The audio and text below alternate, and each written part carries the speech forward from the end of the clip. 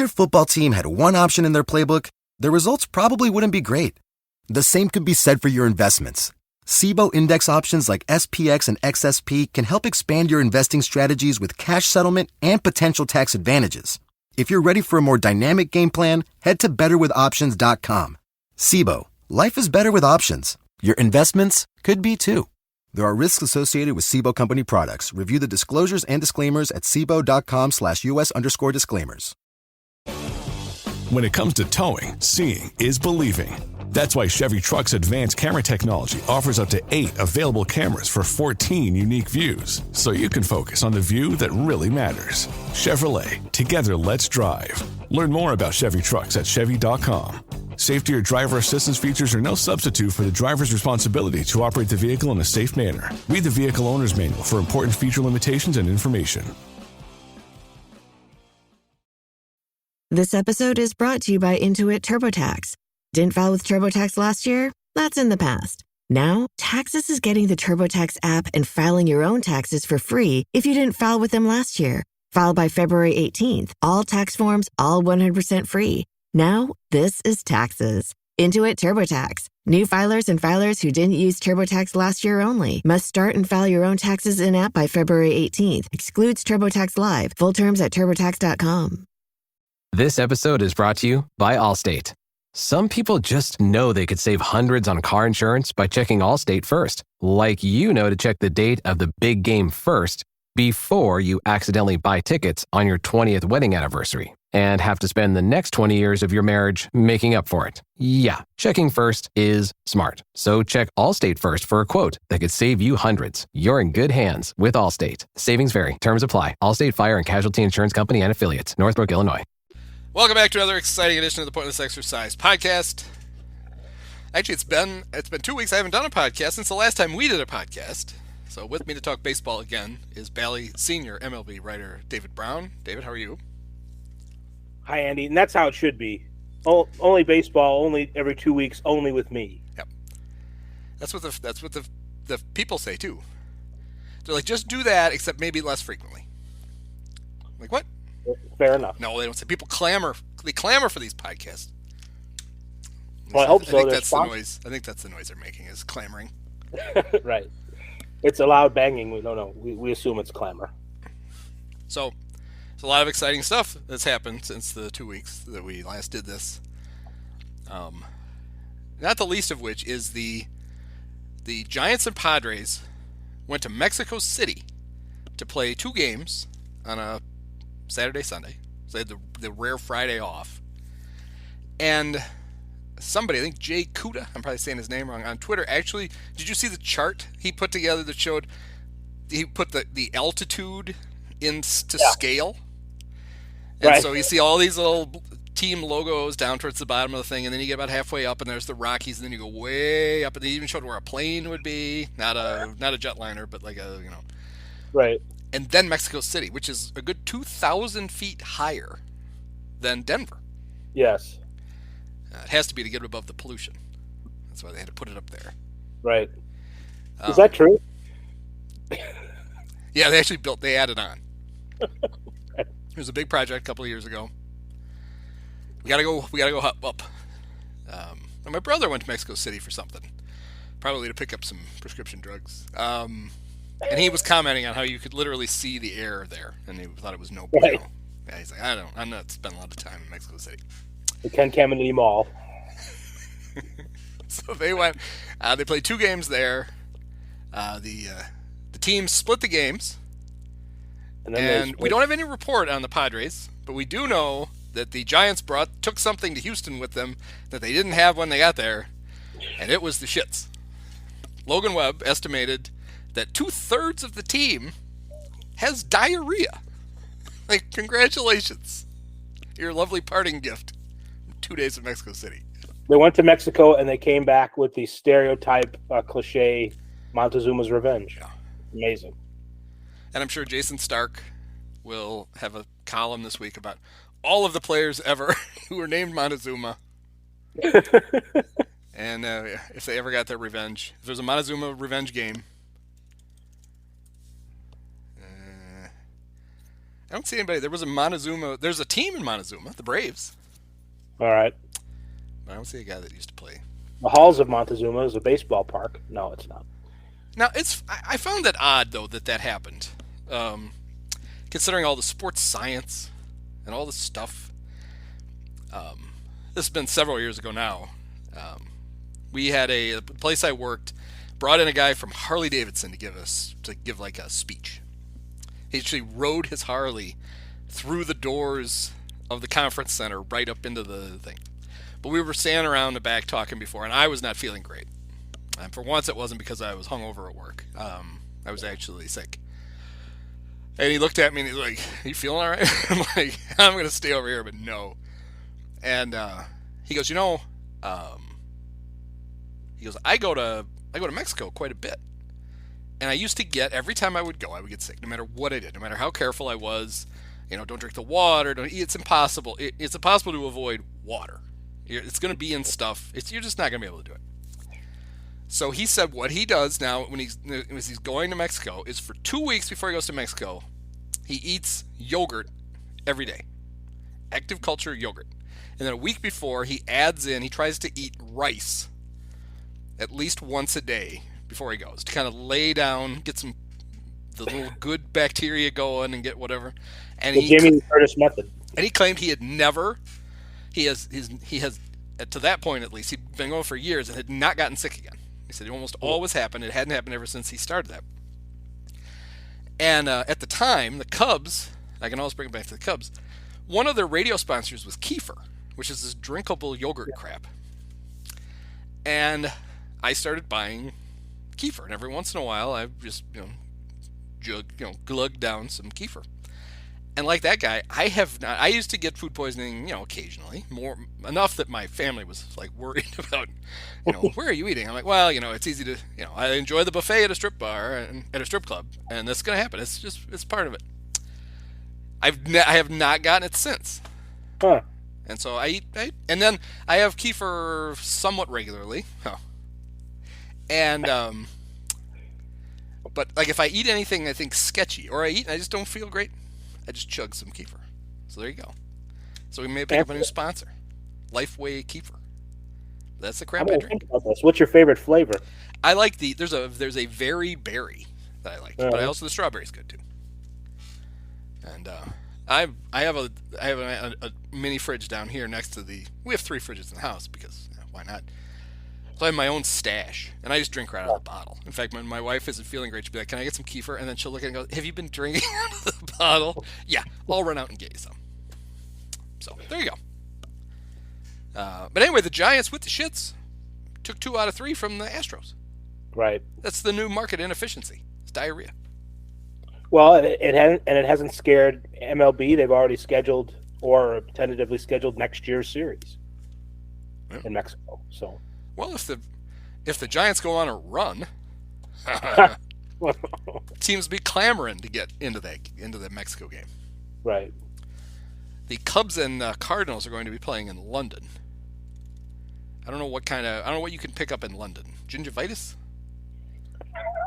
I don't know what it would be out there. I get it. I have bad teeth. Will Prince Charles be installed by then? Is he King Charles? Yeah, and that happened that's this week, I think. I know they're talking, but we've been it talking. Takes forever. Yeah. I don't know if we're really on the verge of it or not. No, I don't know. Yeah, I would think he'll be.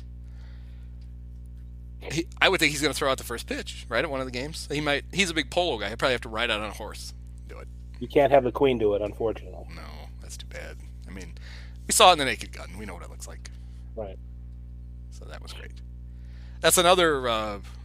Actually, the benefit to the Cubs of playing the Cardinals in London is, do you know the Cubs only go to St. Louis once this year?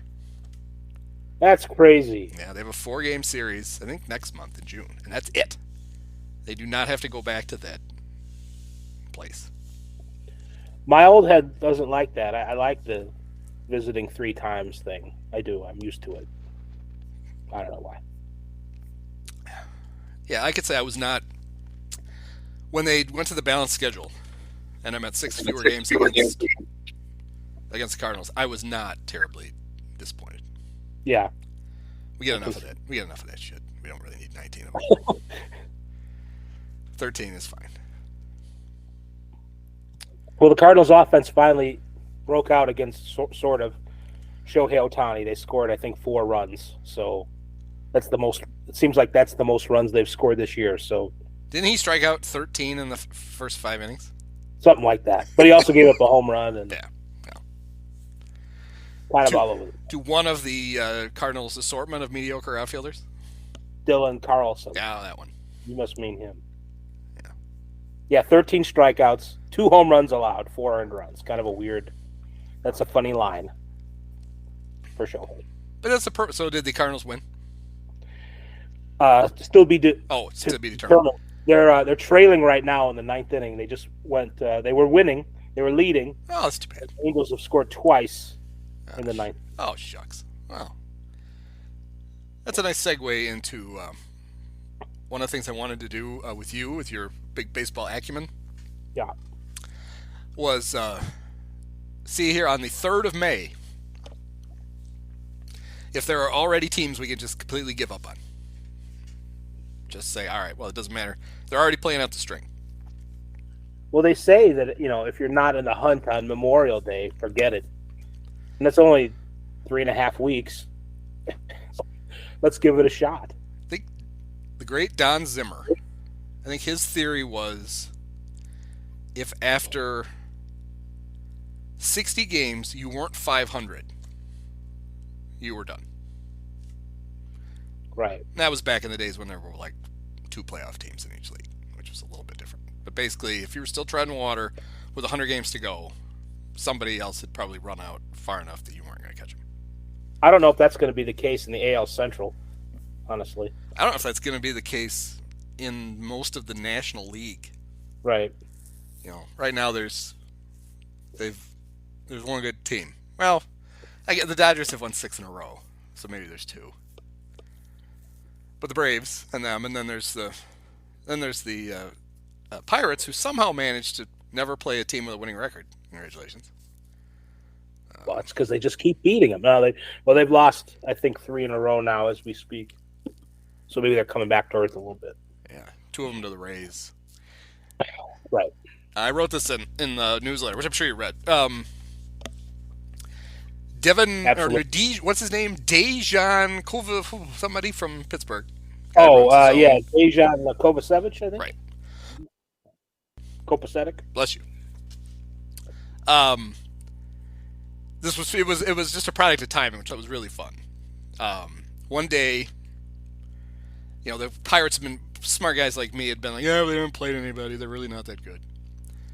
And he tweeted out that they were, at that moment, they had the best record in baseball against teams that were over 500. Right. Admittedly, they had only played 9 of those games, and they were 6-3. And from the time he tweeted it to like a couple hours later when I saw it, the Red Sox and Dodgers had both lost.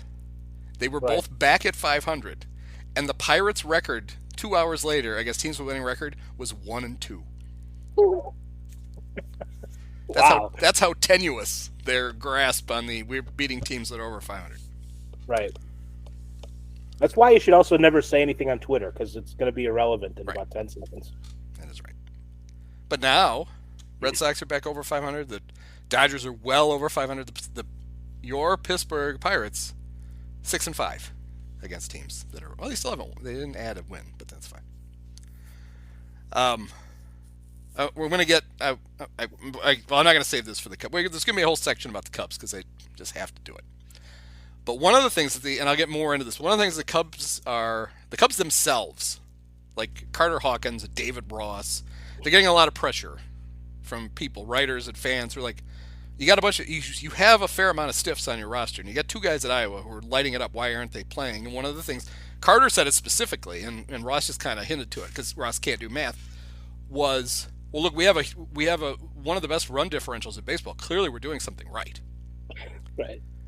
Well, they're now 500 with a run differential that, according to Pythagoras, they should be 9 over. So maybe they're not doing something right. Play baseball too. That's right. But the other thing about it is their run differential, which currently is plus 43, 23 of those are from a 3-game series in Oakland. Wow. So maybe the run differential is not the number that the Cubs should be looking at. And that brings me to I don't know, are you ready to write off here on May 3rd the 6-24 Oakland Athletics? Yeah, I'll let's do it. Their Let's run write- differential at the moment, and there's their game with the Mariners as we record this is delayed. It's in Oakland. I can only assume that there's poop backing. What kind of vermin are we talking Poop about? is backed up. Yeah, the possum has run wild, and the toilets have backed up into the dugouts again. It's Armageddon. As we speak, the A's run differential after 30 games is minus 118. Oh my God. Yeah. All right, so you're willing to go out on a limb and give up on the A's? Let's do it. I think, and I also read somewhere where, like the Las Vegas deal, they might have made up, like they might have conjured it out of thin air. It might not be real. So people are like, "There's nothing in, there's nothing in the local government that says the A's are on their way." So, and there would have been by now, based on how they were talking. So they bought a 49-acre plot of land, right? That was what that's what started all this. Right. Well, maybe it's for a casino. I was gonna say maybe they're just a baseball-themed casino. Right. Park Pete Rose out in front of it and ready to roll. Yeah, we can knock them off. Yeah. All right, no A's. Controversially, we'll get rid of the A's. How about the 10-20 Colorado Rockies? Yeah. The Monforts. That sounds like one of the guys from Trading Places. Monfort. It does. All right, so the Rockies, who had a healthy Chris Bryant for like a week. He had a couple of homers, and then is he unhealthy? I had missed that. Is he not healthy now? Yeah, he. What is it? Is it an oblique? Oh, he might be limping around. He missed some games. He might be back limping around. All right. But yeah, he had gotten hurt again.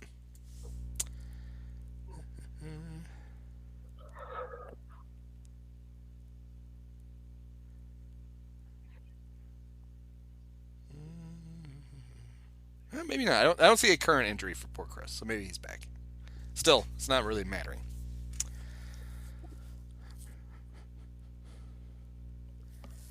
Let's see. A team near and dear to your geography.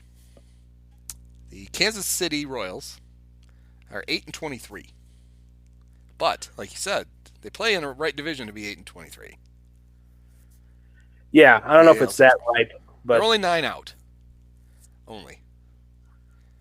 Not to jump ahead, but I saw a stat where the Pirates are like, let me see if I can find it, but they're horrendous against the AL East, which they should be, but like 10-3 against everyone else. So the Tigers, I might have said the Pirates, but I meant the Tigers. Oh, the Tigers. Yeah. Maybe not them. The Royals, absolutely, we can give up. The Royals gave up before the season started. Yeah. They didn't want to bring anybody. I mean, I'm like, to the general manager, are you thinking about bringing anybody in to help maybe to win some more games and help the development of the younger players along? He's like, nah, forget it. I got a guy for him. It's a hometown. He's a Kansas City legend. Yeah, bring back Eric Hosmer. I don't think they're going to be buying Eric Hosmer. I mean, I wouldn't. Who knows? But never say that. No. They're only going to have to pay. And he's only cost the minimum, and the Cubs have already paid him for a month. Right. Such a deal. 5/6. Yeah, I don't think so. No. Well, sandwiched in between the Tigers and the Royals are the red hot winners of 3 in a row, Chicago White Sox. And they said it couldn't be done. They hadn't won 2 in a row until yesterday. All season. I hate to give up on their. I mean, would it absolutely surprise me if somehow they got hot and got back into the race? But no. But at the same time, I don't think anybody should expect that. So I mean, we can write them off. That's fine. They got Billy Hamilton now. He's a good luck charm. He's what team 11 under on May 3rd doesn't need a pinch running specialist? Right. Wait, when you put it like that. The Tigers are only 4 out. They're only a game behind the Guardians, and they won a doubleheader today against the Mets. Right. And has Javi Baez hit a home run yet? He did. He hit one. Maybe yesterday or the day before. It was his first. I don't think he's hit one since. There was just a few days ago. Maybe it's a little over a week now. There was a very prestigious list of guys who hadn't homered, which included Dansby Swanson, Javi Baez, Jose Abreu. I don't know. And there's a list of guys with less than 5 extra base hits, and Nolan Arenado was on that. Yeesh. Which I was enjoying. Because I don't know if you remember, I had the theory that because Nolan didn't opt out of his contract and take a physical to get a new one, that there was something horribly wrong with him.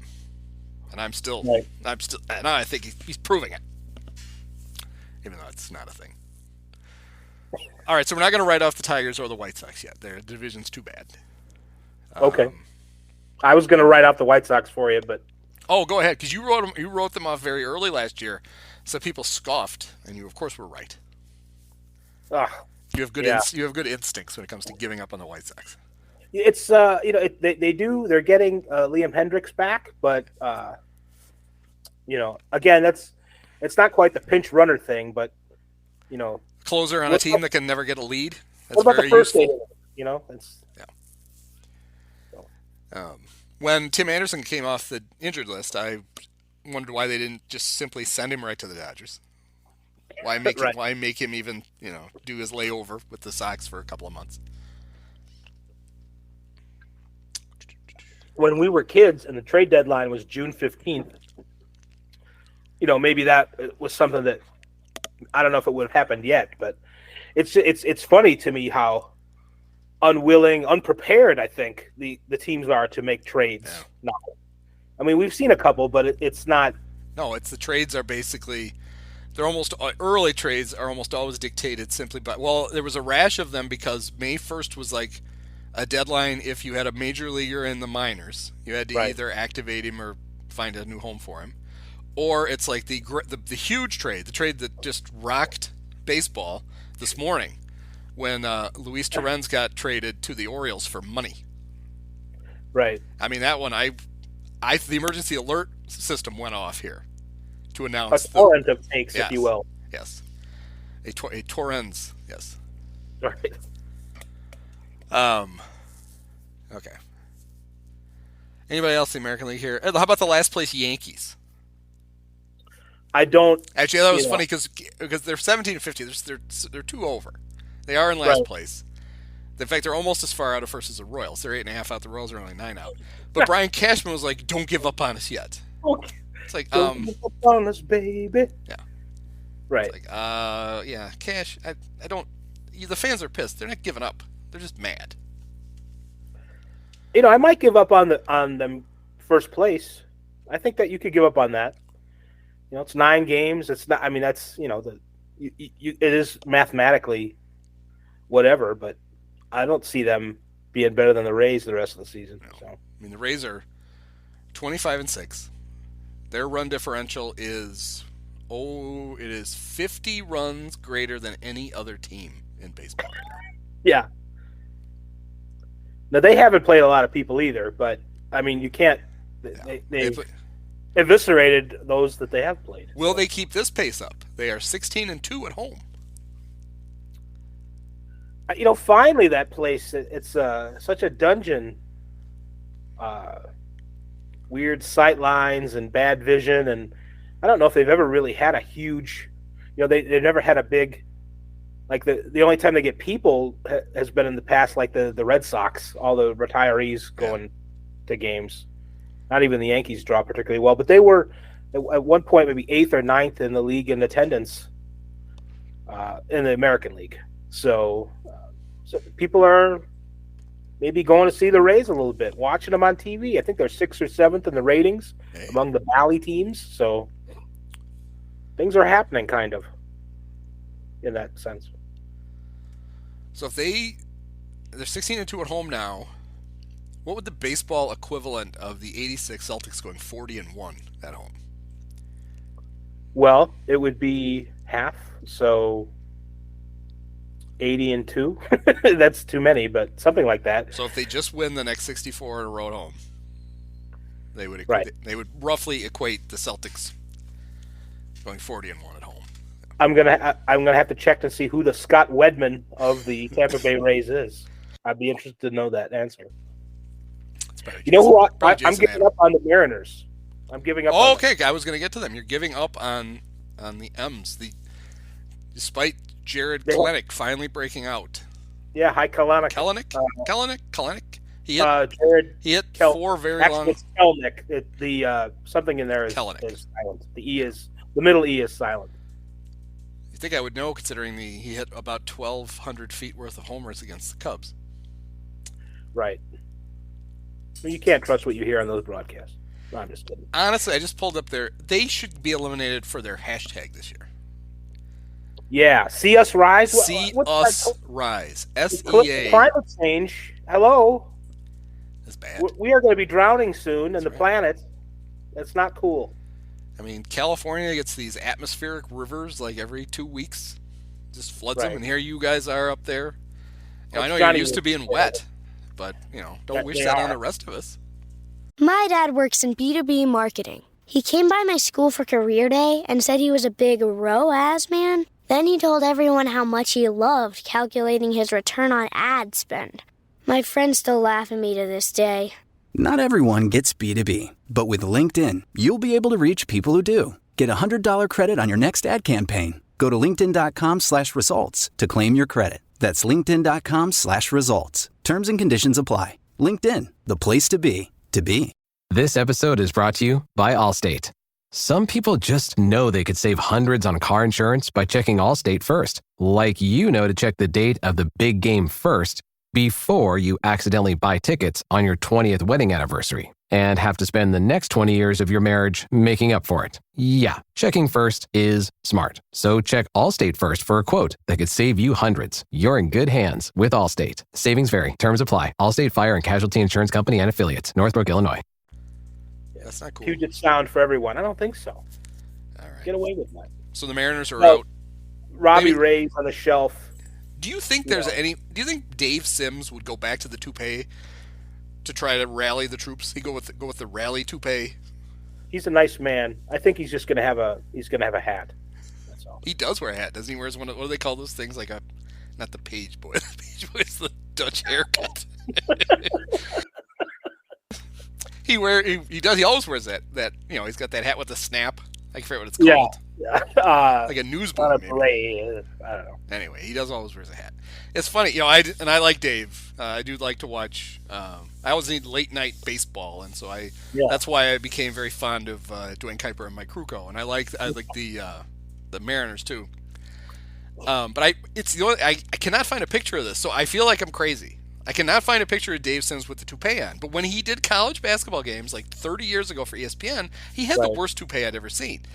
And then I enjoyed the fact that he just ditched it one day. Like, you know what? I'm not fooling anybody. I look fine without hair. I'm just going to go with this. And I cannot find the thing. I did manage to find a thing that I didn't think existed, but I found it was... I remembered it when it first happened. It was not the early days of the internet. I don't know what year Marv got arrested. But... when Marv Albert got arrested, NYPD took mugshots of him with and without the toupee. Right. And I finally found the non-toupee Marv mugshot again. It was like my white whale. I can picture that in my mind's eye. I remember that. Yeah. Anyway, I don't know how I got... Poor Dave. I don't know how I got on that with him, but why not? Mariners 3-9 versus teams that are over 500. So that's not good. I don't. I mean, they have they're equal run differential. Remember a couple years ago they had the fun differential, where their run differential was so bad they had to make up the fun differential to obscure it. But I don't. I think they're they're on borrowed whatever house money. I don't know. They're not going to play for the playoffs. The A's at one point had played they'd only played like 2 games against teams without winning records, just to add in. Right. But I got to thinking about that. I think they contribute to teams having winning records. And they got a blow today. They lost 3 games off when the Cubs went back to 500. They were the A's were 4-22 against teams with winning records. They're now 4-19 because the Cubs no longer have a winning record. That creeps me out. That going back in time stuff. It's like the Marvin Barnes story about going to from St. Louis not to Memphis, but I think it was to Louisville. Right. And they were going to take off at like 12:10 and land at 12:05, and he told Bob Costas, "I ain't getting on no time machine." Wow. What great! I mean, that's great advice and hilarious. Yep. So that used to happen to me when I lived in Traverse City. I would come to Chicago, and it's a 50-minute flight. So you would land 10 minutes earlier than you took off. And I made the Marvin Barnes joke every single time. But I always got on the plane. What kind of plane is that? Like a Learjet, or what is that?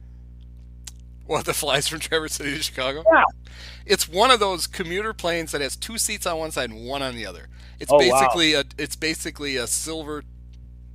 It looks like a sex toy. It's it's a Steely Dan. You get on this silver tube, and they just throw you, and they slingshot you. They don't even bother to gas it up.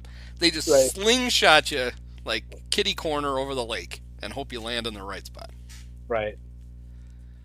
That's one of those things where if you overshoot the runway on either side, you got problems. Would you land at Meigs Field, or where would you land? I was connecting through Chicago to go somewhere else, and I was on the plane, and it had been snowing all day. God forbid, Traverse City was snowing. It was snowing all day, and we got on the plane, and they were de-icing us constantly while we were waiting to take off, and they ran out of de-icer. Jeez. And the pilot gets on, and he goes, if it's all right with everybody, he goes, we are going to back away from the gate, because if we stay at the gate now that they're out of de-icer, they will ground us. He's like, we're fine right now, so I'm going to get in line. Mm-hmm. And so we backed up and we got in line to try to take off, but it was snowing. It was unbelievable, snowing. And he gets back on the thing again, and he's like, if we don't take off in the next 10 minutes, visibility is going to be too bad for us to take off. He's like, so I'm basically telling the tower that we're taking off. And we're like looking at each other on the plane like, we have a rogue pilot? What is he? Right.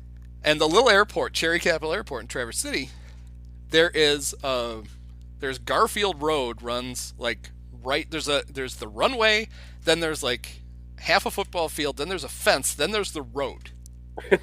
And we took off, and it felt like we barely cleared the fence.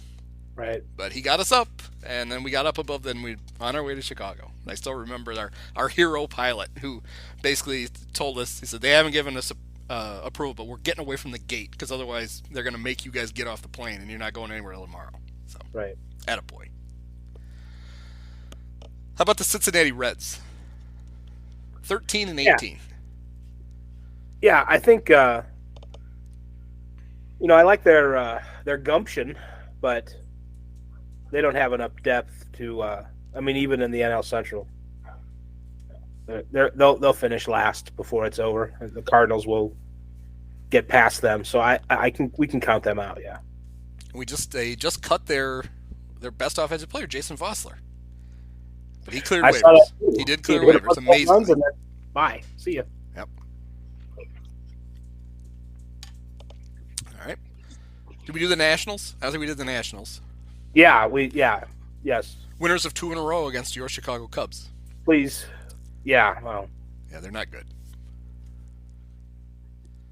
How about the Cubs? No, just kidding. We're not gonna do that. We're not going to do that right now. Did we say the Rockies already? We did the Rockies. So what about the what's the word I'm looking for? The pants-filled Giants of San Francisco.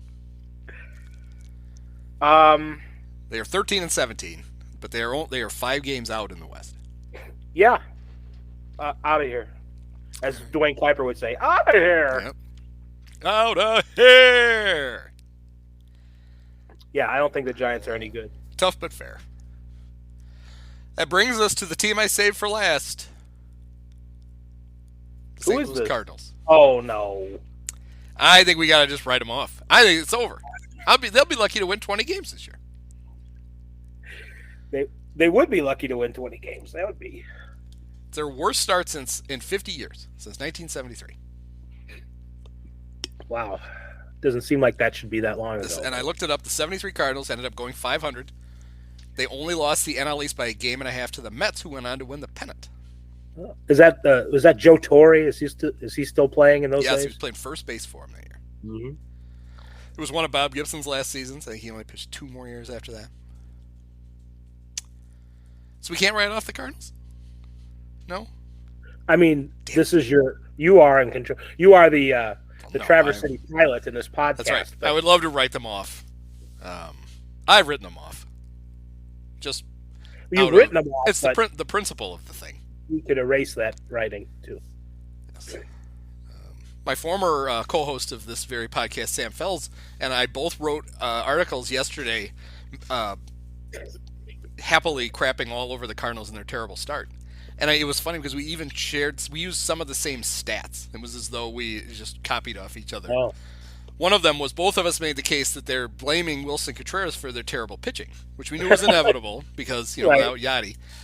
Despite the fact that it was almost a run ERA better last year with Yachty. Yachty only caught 71 games last year. Right. So. Where's the blame for Andrew Knizner is still there. Right. Let him catch. I miss Manny's Deli with the Knizzers. Knishes. Have an update. Cardinals are not 10 and 20. They're 10 and 21. 20, How about 21. now? How about now? Are we ready? Run Run differential went all the way down to minus 19. 6 and 15 against winning teams. Scored 4 runs against Shohei, and it's not enough. And I was going to joke because when you started to update, I just assumed the Cardinal or the Angels lost. It would have been another perfect. Shohei strikes out 13 in 5 innings. Mike Trout hits 3 home runs, and the Angels lose 4-3. Tungsten O'Doyle gets him again, but no. No, yeah, wasted a mediocre start from Chas Miles-Michaelis. Yep. So, I think the Cardinals will be fine when Packy Naughton gets back. Can we write that the Cardinals are in deep trouble? Absolutely, but I don't think we can write them off. And I didn't expect it. I don't want to write them off this soon. I want misery. I want them to limp along. They're coming to Chicago on Monday to play the Cubs. For the only time? No, they go 3 times to Chicago. 3 times here, but only 1 time in St. Louis. Because the 2 London games replace one of the Cubs' trips to St. Louis. Which is weird, I think, because of course, we only have precedence of this once before, right? When the Yankees and Red Sox played there. They don't have precedence at all in London, Andy. It's a king. Didn't they? Maybe they didn't. Maybe they were both Red Sox home games. But I thought one game was a Red Sox home game and one game was a Yankee home game. All I remember about that series was there were 8 million runs scored. Yeah, and they're playing in the same. Aren't they playing in the Tottenham Hotspur? It's not a baseball stadium. There's no baseball stadiums in England. I don't know. Take them out to some cricket ground where there is no outfield, and it's like Little League. You got to hit the ball and just run. Right. And Eric Hosmer hits he couldn't hit the ball 400 feet, but if he could, it'd be a 400 feet put out. 7-3. Right. Well, do you think Brandon Donovan will visit Ireland while he's out there? He should.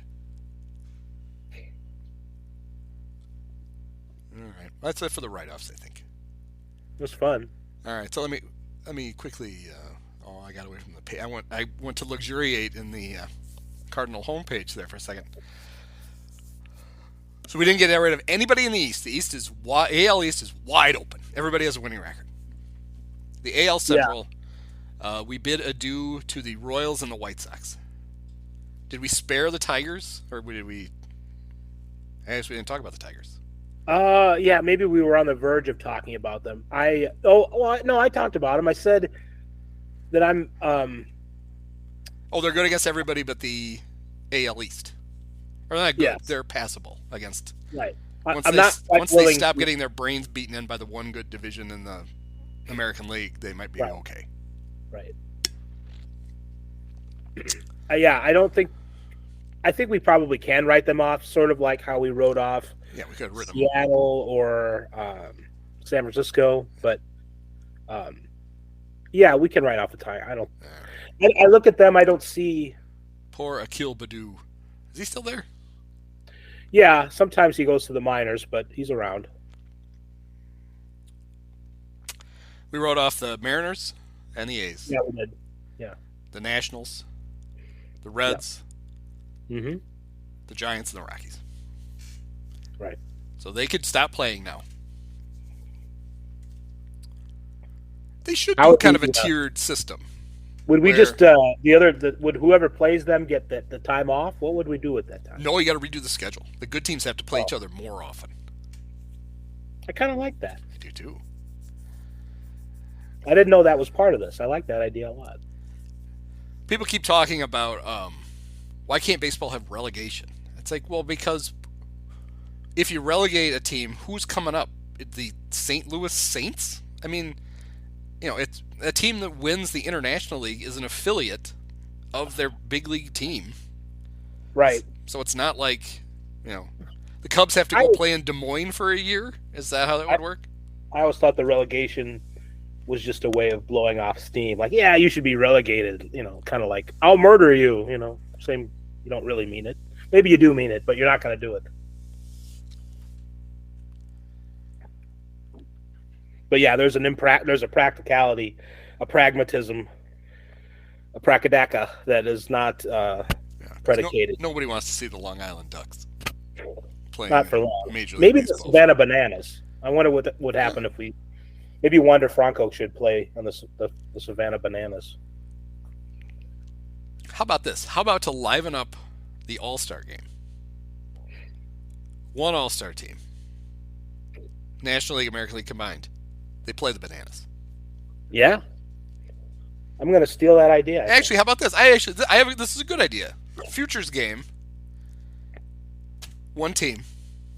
They play the Bananas on Monday. Yes, Bananas rules Tuesday. though. Yeah, right. They get to do the full shtick, except on national TV. Right. That'd be fun. We should do that. I guess that'd be the Sunday night game. They have to get rid of the hiding the futures game like at 3 p.m. on the Sunday, and nobody knows it's on, and it's only on MLB Network, and you have to remember that it's on, or you miss it the whole thing. It's like, why? People actually are interested in that game. Why are you literally hiding it? That probably should be. Is it because they do the draft on Sunday night? When do they do the draft? I don't remember. It's All-Star Weekend, right? They do the first round? I thought they started it on a Thursday. Or is it right after? The All-Star game leaves town, have the draft. Yes. Because then it gets the first night when there's no games. Right. Because people are still vacationing. Right. Half the league has flown to the Dominican for 2 days. I always find that just ridiculous. I'm going home for a day. All right. So the Cubs, as I mentioned, are very fond of their it's now plus 43 run differential. Right. Which proves that they're good in their own minds. Right. The problem has been, as they have continued to play games, it doesn't look like they're that good. Like, they're not bad. This is not a bad Cubs team. We've seen bad Cubs teams. But this is not a good Cub team. This is the Cub team that we thought we were getting. This is the hang around 500 so you can pretend in September that you're still playing for something.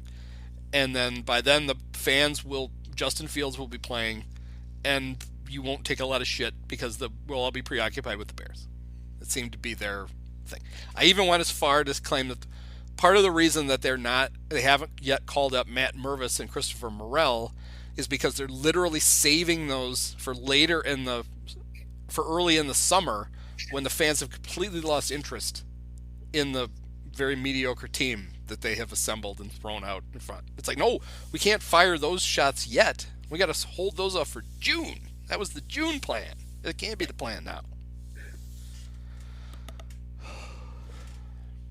But if there is a whipping boy for Cub fans right now, it is former Kansas City Royals star Eric Hosmer.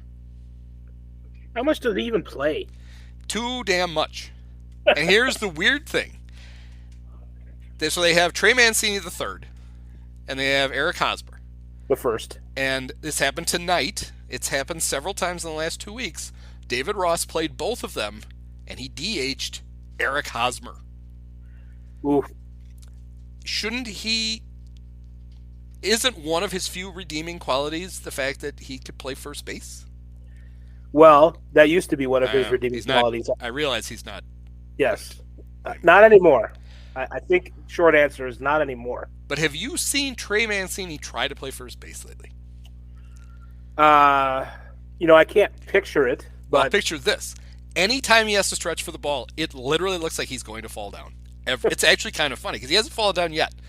But it is the most awkward thing. He played right field a couple of times when Seiya was hurt, and that was a complete disaster. He's a statue now. He is Nick Castellanos with less range. Wow. Yeah, not good. So part of it is, all right, if you insist on playing Eric Hosmer, if you just have to have him, he has to play first base. And if he can't play it, which you're basically admitting by DHing him, then he has literally no value on your team. If you've come to if you are of the opinion that, well, he can't really play first anymore, they also did this thing. The Cubs told everybody that he had become a reverse splits guy. He's really tough against lefties, and they were going to play him against that. That has not been the case at all. He's hitting like 130 against lefties because it was bullshit. The reason that last year he had kind of a fluky, decent numbers against lefties was he can't hit a fastball anymore at all. And when he would face lefties would throw him curveballs because he's left-handed, and he could actually at least put the bat on the ball. But he was not productive, and this year hasn't even been able to do that. Which brings me to what he did tonight. So the Cubs getting beaten again by the Nationals. Another one run. They continue to lose these one-run games on this wonderful road trip through Miami and Washington, where they lost all 3 games in Miami by a run. Now they've lost 2 out of 3 to the Nats, and they play again tomorrow. Down 1 in the 9th. Seiya Suzuki leads off with a base hit. Trey the third comes up. And I'm like, all right, so what order are we getting this? Trey's going to hit into a double play, and then Hosmer's going to pop out to end the game, or Trey's going to get a hit, and Hosmer's going to hit into a triple play. That was the only way they could go. Trey gets a base hit. Hosmer bats for himself. It's like David Ross has a bench full of players, and his best option, I guess the guy throwing, what's Kyle Finnegan, throwing 99 miles an hour, is to send Eric Hosmer up. Do you know what Eric Hosmer did? What did he do? He bunted. Oh.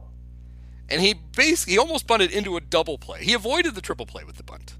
He did beat it out somehow at first, but instead of there being, the bunt is a dubious, it's a ridiculous thing in that strategy. But had it worked, they would have had runners at second and third and 1 out. Patrick Wisdom then hit into a game-ending double play because there was a runner on first because Eric Hosmer's bunt had not advanced the runner from second. But the other thing that David Ross did that I really enjoyed was he pinch ran for Eric Hosmer with Nelson Velasquez. It's like, if you were going to burn Nelson Velasquez, why didn't you just let him bat? Doesn't that seem like that could have been the play? Anyway, don't want to litigate a single Cub game during this, but it just happened. So here's the conundrum that the Cubs find themselves in, which only the Cubs could make this into a conundrum. They're getting no production out of first base and DH. None. Mancini has been bad, not as bad as Hosmer, but not good. Mancini is hitting .268 with a whopping .314 on base and a .381 slugging. Great for your first baseman DH.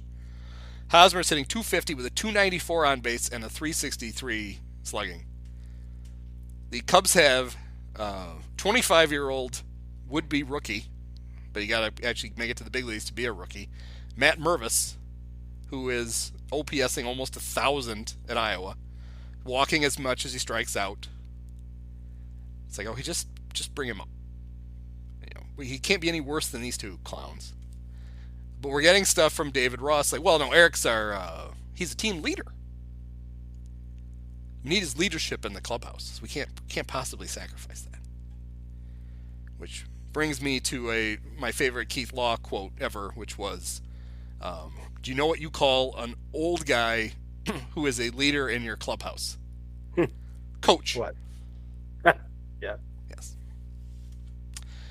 At the same time, the Cubs have kind of a quasi-platoon at third base with Wisdom, who is his OPS is .949. He's tied for the league lead in home runs with 11. He strikes out a lot because that's his bag, 38 times in 28 games. And Nick Madrigal. Our guy. I'm a huge fan of Nick Madrigal. A couple of weeks ago, Nick Madrigal was hitting .340. And people are like, see, this is great. This is what we need.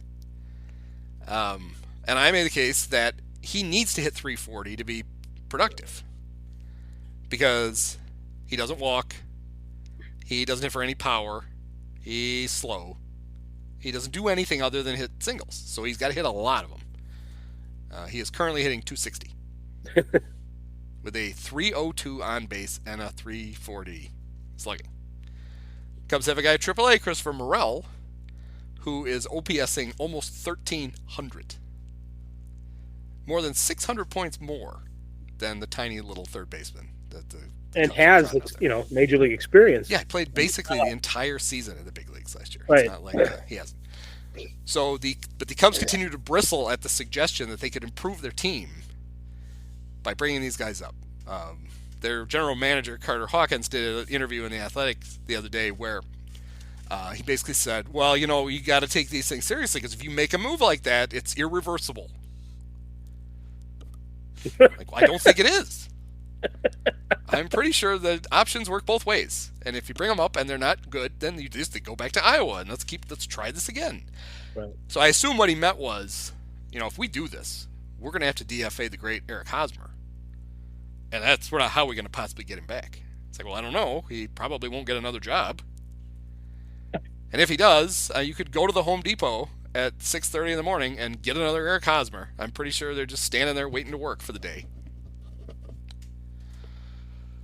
Yeah, the whole thing about worrying about your, we don't want to burn through the major league depth in April. Well, I mean, like you just said, someone like that, or if not exactly him, will be available later. It happens all the time. I don't understand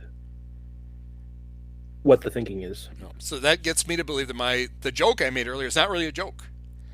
Yeah, I do think that the Cubs are like, no, we can't do that yet. That's, we're saving these for this will get the fans excited later. We can't blow it all now. This team sucks. We're going to bring them up, and they're still going to be 500 2 months from now, except we're not going to be able to get the fans excited. Hey, it's Matt Mervis Day. That's a hell of a way to run a team. But that's okay. They currently still have Edwin Rios on the team. He has 20 at-bats already. He's been on the team the entire season. Mm-hmm. He has 20 at-bats. He has 2 hits. So he's hitting 100. But it's a hot 100. He's surging. He has an option.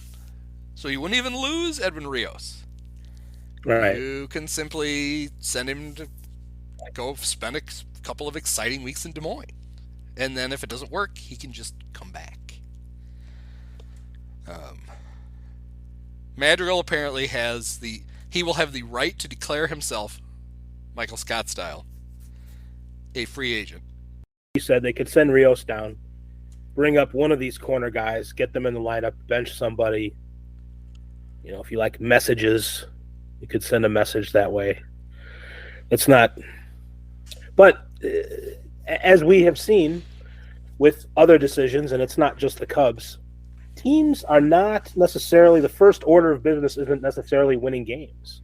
Yeah. They have some other plan cooking. They have, there are things that maybe we're not considering, options and all that. But like you said, even those are two-sided.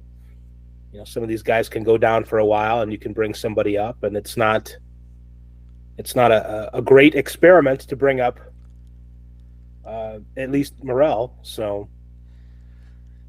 what this reminds me of, and it only reminds me of it in that the Cubs are making it weird, was 2017 when Kyle Schwarber really, really struggled. And the Cubs refused to send him to Iowa. They just wouldn't do it. And it's like, his struggles made complete sense. He had played half a season in 2015 in the big leagues. And then in 2016, he played 3 games and blew out his knee and missed the whole season, came back and was amazing in the World Series. Now he's trying to come back. It's going to be his first full season. He's had major knee surgery. The idea that he struggled early really shouldn't have surprised anybody. And I just felt like they were making it by refusing to send him down. When they finally had to send him down, they were going to make it seem to him like a huge failure. Instead of, he got off to a bad start in April, and like, you know what, Kyle, we just need to get you consistent at bats. We're just going to send you to Iowa because that's what Iowa's for. You're still in our plans. It's going to be fine, but just go down there, get some pressure off, and play. They waited until the All-Star break, or right before the All-Star break, before they finally sent him down. And I feel like they're kind of doing that now again, where it's like, you have AAA for a reason. You can shuttle these guys back and forth, right? And you're not gonna ruin either one of these young players if they come up and they struggle for a couple of weeks. You're gonna send them back. But if you wait and you're like, oh, we can only do this once, and when they come up, they have to come up, and we can't. This is our commitment to them. They can't go back. You add an extra layer of weird pressure. Like, they don't do this with relief pitchers. They just shuttle those guys all the time. They don't care. Hell, the Cubs brought up the great Ryan Barucki from Iowa.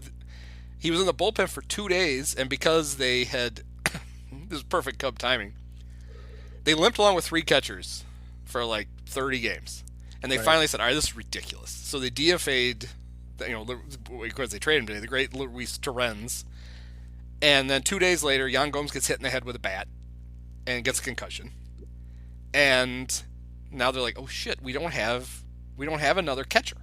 Right. So they had to bring Miguel Amaya, their oft-injured prospect, who is in Double-A. He's on the 40-man, so they just brought him up. And then they had to get rid of somebody, so they got rid of Brian Barucki, who was like, "Oh, so hey, cool, I'm in the bullpen." Well, I'm what? I'm released? Oh, thanks. Came out for 2 days and didn't get to pitch.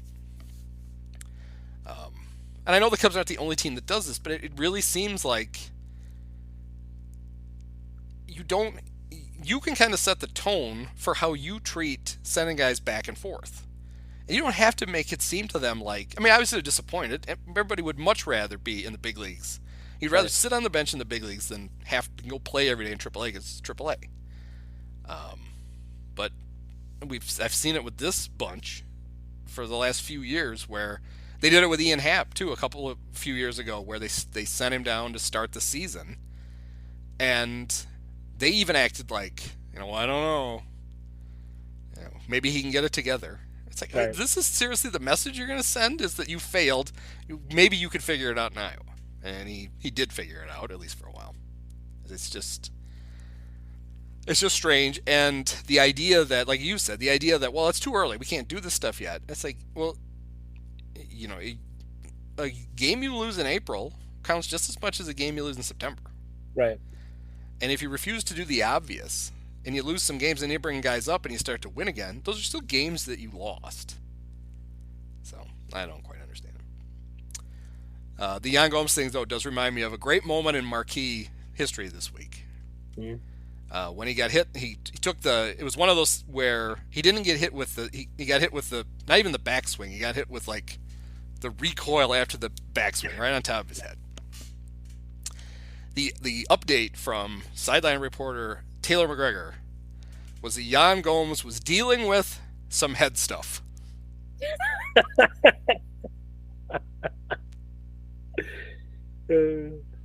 So there you go. Add that to the long list of brilliant sideline reporting. He's got some head stuff.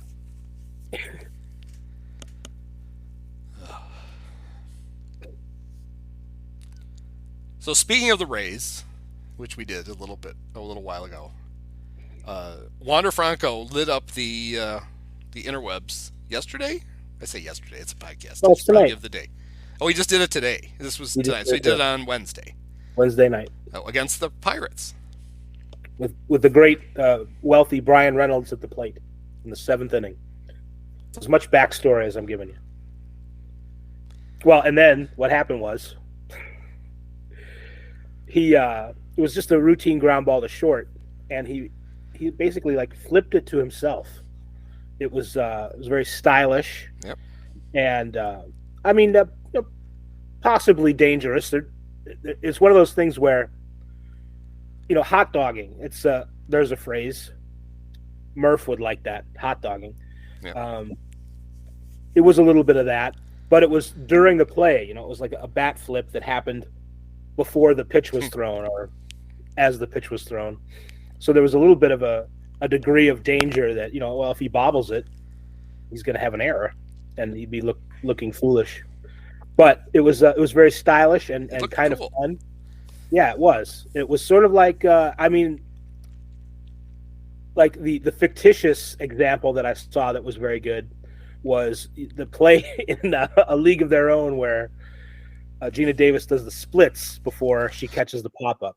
But if you wanted to put a real, in real life kind of comparison, it's like an NBA dunk or something where the guy's doing a breakaway and Jordan, rocks the cradle, or Dominique does the windmill, or it's like one of those.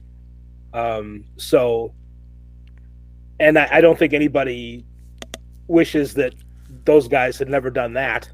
So, you got some old heads out there, some old head stuff out there, with people probably not liking it. But my thought is this is just what we need. The game needs a little more style. Well, it brings to mind, 2 years ago now, the Fernando Tatis hitting the home run on the 3-0 pitch. And his own manager tisk-tisking him for it. Right. It's like, why was that ever a thing? It's not the batter's fault that the pitcher fell behind 3-0 and has to throw him a fastball. Right. Like, that's, you should be able to go whack if you want. Well, again, it's an unwritten rule that since it was never written down, we're not exactly sure why. Yeah. What's the why there? So the Wander throwing the ball to himself and then throwing to first base as though he was practicing. We haven't had a chance to turn many double plays, so I'll just flip it to myself. Right. Get a little extra infield in. To me, it was reminiscent of former Cub and Philly great Manny Trio, who, especially when pitchers were batting, if they hit the ball right to Manny and you didn't sprint to first, Manny would literally hold the ball and watch you, and then just at the last minute throw it as hard as he could to first base and get you out every time. And I just loved it. That basically taunting you. It's basically the Crash Davis run dummy. That was Manny standing there with the ball. Like, if you're not going to run, I don't have to throw it yet. Right. That's awesome. I don't know why it made me think of this, but there was a discussion on Twitter, and Twitter gets better all the time. Elon's really done a nice job with it. About, and I was going to make a joke about the low bar that Nick Madrigal plays with at third base, where if he makes a routine play, everybody's like, "Oh, look at that!" I mean, Nick literally crow hops routine throws to first. Yeah. To get enough momentum to throw the ball to third, he has to act like he's an outfielder trying to gun down a guy at third. And I think he's had one throwing error, maybe. But somebody was like, yeah, well, he gets the ball over there. Dansby Swanson barely can throw the ball to first base. And I had noticed after the Cubs signed him, I was looking up some of his defensive stuff, that Dansby has a really low miles per hour, average miles per hour. But when you watch him play, you realize Dansby's only interested in beating the runner by a step. Right. And he is really good at just figuring out how hard he has to throw it. When he has to throw it hard, he can, but a lot of the times he is kind of a flip. And I was like, buddy, do you really think that Nick Madrigal has a better arm than Dansby Swanson? Because Nick has to, it's maximum effort for him to get the ball to first and from anywhere, where Dansby's over there flipping it from his waist because the guy is, because it's, I don't know, because Rowdy, Tellez is running to first, and he knows he's got 30 seconds to get it there. I just thought that was funny.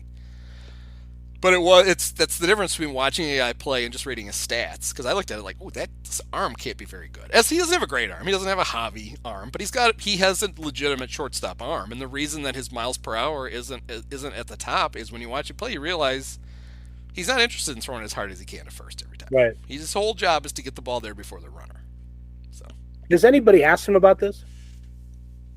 No, nobody seems to ask the Cubs about anything. Ross doesn't get asked why Hosmer DHs instead of plays first base. Because I just assumed when he did it for 3 games in a row, it's he must be, got to be something wrong with him that he can't play first. Nobody asked him that. Boog Shambi said during the broadcast that he did ask Dansby a very important question just today, and that was he asked Dansby when Dansby knew that he had great hair.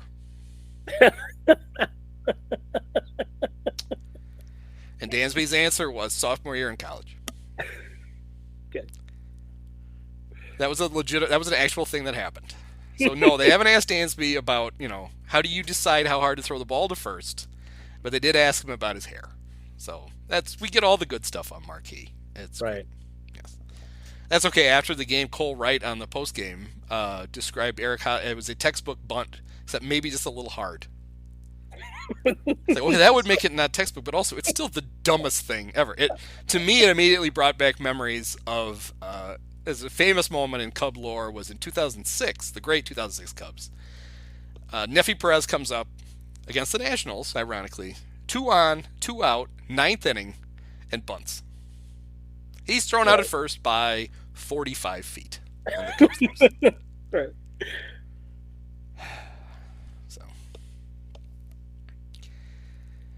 Anyway, that's what I got. That's pretty good.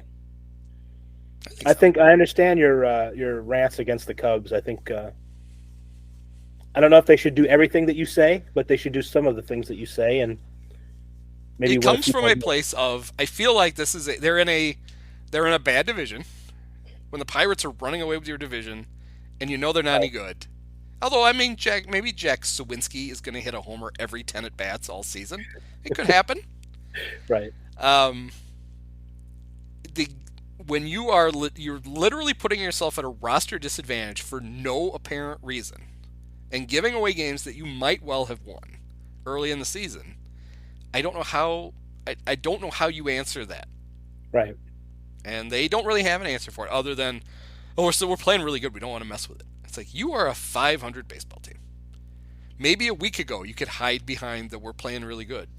But when you lose 5 out of 6 games so far on a road trip through Miami and Washington, and your roster deficiencies are, like a red... It's like that, one of the very first Simpsons. Remember the one where Homer went to buy the RV? Mm-hmm. And they're doing a credit check, and there's a red light that starts to go off on top of the monitor. And Homer asks the RV salesman, he's like, is that a good sign? And he goes, is a red flashing light ever a good sign? That's what's going on with the Cub roster right now. It's like Country Bob's RVs, and the light is going on. You need to address it. All right. Well, thanks, Dave. Thank you, Andy. Many of us have herpes.